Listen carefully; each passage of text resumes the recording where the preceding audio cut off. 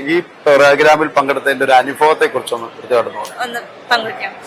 Okay, തീർച്ചയായും ഞങ്ങൾ represent ചെയ്തിരിക്കുന്നത് GR മെഡിക്കൽ കോളേജിനെ കുറിച്ചാണ്. നമ്മൾ മനസ്സിലാക്കിയെടുത്തോളം നെറ്റ്വർക്ക് ഈസ് നെറ്റ്വർക്ക് എന്നാണല്ലോ.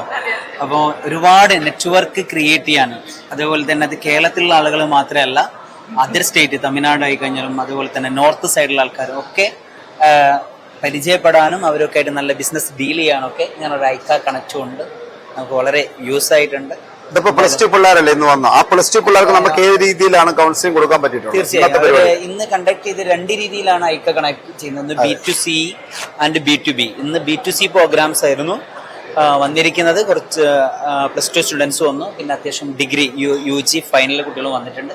ഞങ്ങളുടെ കോളേജിന്റെ സ്പെഷ്യാലിറ്റിയെ കുറിച്ചും അതേപോലെ തന്നെ കോളേജിലുള്ള കോഴ്സുകളെ കുറിച്ചൊക്കെ ഡീറ്റെയിൽ ആയിട്ട് ഞങ്ങൾക്ക് സംസാരിക്കാൻ പറ്റി. എന്തായാലും ഇങ്ങനൊരു വേദി ഒരുക്കി തന്ന ഐക്ക കണക്റ്റിനോട് എല്ലാവിധ താങ്ക്സ് പറയും.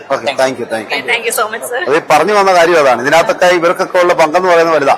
പക്ഷേ ഈ GR മെഡിക്കൽ കോളേജിന്റെ പേരിലും നമ്മൾ ടാബ്ലറ്റ് കഴിക്കുമ്പോൾ അതിനകത്ത് ഡ്യൂപ്ലിക്കേഷൻ ഉണ്ടല്ലോ. ഇതേപോലെ നാടുകളിൽ ഇതിന്റെയൊക്കെ പേര് പറഞ്ഞ ഒരു അഡ്മിഷൻ പഠിക്കുന്ന പിള്ളേരുണ്ട്. പക്ഷെ ഇവരൊക്കെയാണ് അതിനെ സമാനം പറയേണ്ടത്. ഇവരിവിടെ ഇരിക്കുക. അപ്പൊ ഇവരുടെയൊക്കെ ഒരു ടീമായിട്ട് കുറെ പിള്ളേർ ഓരോ കോളേജിന്റെ പേര് എനിക്കറിയാം, എനിക്ക് ആ കോളേജ് അറിയാം, ഞാൻ അഡ്മിഷൻ ചെയ്തു തരാം, അത് ഇന്നതാന്നൊക്കെ പറഞ്ഞു പോകുന്ന ഒരു മേഖലയുണ്ട്.